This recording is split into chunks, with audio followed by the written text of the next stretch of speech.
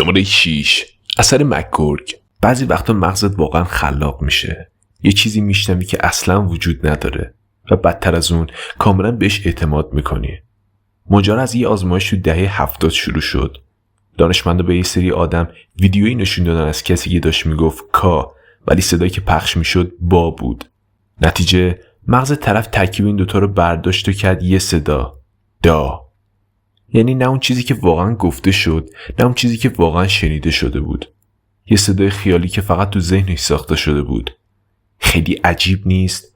مغز تو نقش تدوینگر صدا ظاهر میشه و میگه نه اینا با هم جور در نمیان، بذار خودم درستش کنم. این فقط تو آزمایشگاه اتفاق نمیفته. هر جا تصویر و صدا همزمان باشن این بازی ممکنه شروع بشه. تماشای تلویزیون، تماس تصویری یا حتی حرف زدن توی یه محیط شلوغ. مغزت ممکنه واقعا صدای اصلی رو کنار بذاره و یه چیزی دیگه تحویلت بده. یه جوری انگار داره حدس میزنه که چی گفته شد.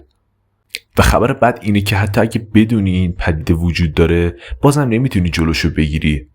دانشمندا میتونن آزمایش کنن، مدارک نشون بدن، حتی با دلیل ثابت کنن مغزت اشتباه کرده، ولی خود مغزت همچنان با اعتماد به نفس میگه نه من دقیق شنیدم. شماره 5. نابینایی ناشی از حرکت. تا حالا شده زل بزنی به ستاره روشن تو آسمون و بعد یهو حس کنی که ناپدید شد؟ نه، ستاره نرفته، هنوز همونجاست، ولی مغزت تصمیم گرفته دیگه بهش توجه نکنه. دانشمندا یه آزمایش انجام دادن. یه نقطه نورانی وسط صفحه گذاشتن و یه سری نقطه دیگه دورش شروع کردن به حرکت. بعد چند ثانیه اون نقطه واسه خیلیا محو شد.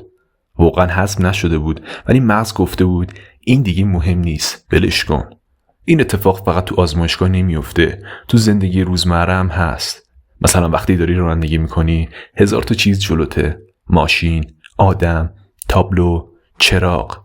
مغزت همه رو نمیتونه همزمان هندل کنه، واسه همین بعضیاش رو فیلتر میکنه.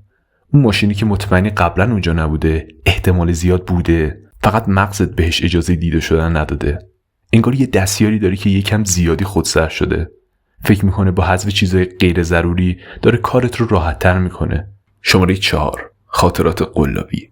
فکر کن یه خاطره واضح از دوران کودکیت داری. میتونی بوی اون روز حس کنی، صدای آدما رو بشنوی، حتی جزئیات لباسا رو یادت بیاد. ولی بعد میفهمی که همچین چیزی هیچ وقت اتفاق نیفتاده. در واقع مغزت از پایه ساختتش. مغز ما دوربین نیست که همه چی رو این واقعیت ضبط کنه. بیشتر شبیه یه نویسنده است. هر بار که یه خاطره رو به یاد میاری، مغزت دوباره میسازتش. مثل ساختن یه سازه با لگو. ولی بعضی وقت حوصلش نمیکشه که قطعات درست رو پیدا کنه. واسه همین از تیکه‌های تصادفی استفاده میکنه. دانشمندا حتی موفق شدن خاطرات کاملا تقلبی تو ذهن آدمو بکارن. مثلا بعضیا رو قانع کردن که یه جرم خاصی رو انجام دادن، در حالی که اصلا همچین چیزی نبوده. اون آدما فقط یه حس گنگ نداشتن. با جزئیات تعریف کردن که اون روز چی پوشیده بودن، هوا چطور بوده، حتی چه احساسی داشتن. بدترین بخشش، اون خاطرات تقلبی دقیقاً مثل خاطرات واقعی حس میشن. مغزت نمیتونه فرقشون رو تشخیص بده و تو هم نمیتونی. بعضیا به خاطر خاطرات بدی که تو بچگی واسهشون اتفاق افتاده رفتن تراپی. بعضیا دیگه حتی محکوم شدن چون یه شاهد مطمئن بوده که اشتباه میکرده. اون شاهد دروغ نگفته، واقعاً باور داشته. شماره 3. جور کردن پازل. چشای شما هر چیزی رو که میبینه دقیقاً همونطور که از به مغزتون نمیفرسته. مغز شما با توجه به اطلاعات محدود و تجربیات گذشته بیشتر جزئیاتی که میبینید رو حدس میزنه. مثلا الان به جلو نگاه کن، متوجه شدی که بینی خودت رو نمیبینی. حالا یک چشم رو ببند و با چشم دیگه نگاه کن، ناگهان بینیت رو میبینی. همین اتفاق با چشم دیگه هم میفته، ولی واقعیت اینه که بینیت هیچ جا نرفته. مغز شما فقط تصمیم میگیره که اون رو از دید پنهان کنه، چون فکر میکنه ممکنه حواس پرتی ایجاد کنه. این جوریه که انگار یه ویرایشگر عکس خیلی حرفه‌ای تو مغز شماست که چیزای غیر ضروری رو پاک میکنه، ولی مغز شما فقط این کار رو نمیکنه. گاهی اوقات حتی جزئیاتی میسازه که اصلا وجود ندارن. مثلا وقتی چهره دوستت رو وسط جمع میبینی، بیشتر جزئیات چهرهش از حدسای مغز خودته.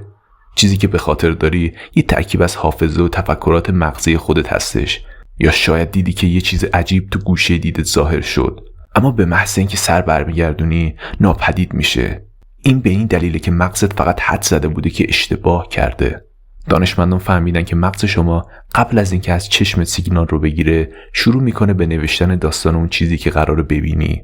انگار که قبل از اینکه کتاب رو بخونی خودت داستان رو مینویسی. شماره 2. حرکت پس از توقف. تا حالا به آبشار خیره شدی و بعدش حس کردی سنگای کنارش دارن به سمت بالا حرکت میکنن در حالی که واقعا هیچ حرکتی در کار نیست؟ خب این مغزته که داره یه حقه تصویری تحویلت میده. ماجرا از این قراره. مغزت یه سری سلول داره که کارشون فقط تشخیص حرکته، مثل یه نگهبان که فقط دنبال چیزای در حال حرکته.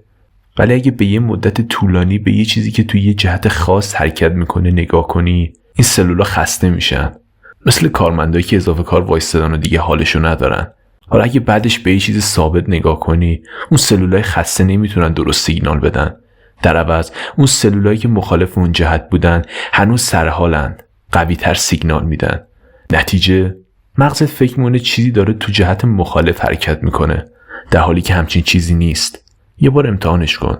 یه مدت زیاد اسکرول کن تو گوشی، بعد سرتو بلند کن و به دیوار یا یه چیز ثابت نگاه کن. ممکنه حس کنی داره حرکت میکنه. مغزت این توهم رو رایگان برات انجام میده بدون نیاز به هیچ روانگردانی. در واقع این سلول‌ها قبلا برای تشخیص شکارچی ساخته شده بودن، ولی الان دارن باعث میشن مغز چیزایی ببینه که اصلا وجود ندارن. شماره 1. بینایی نابینا. تصور کن کاملا نابینا باشی، ولی با این حال بتونی توپایی که به سمتت میاد رو بگیری. با تیان آشنا شید.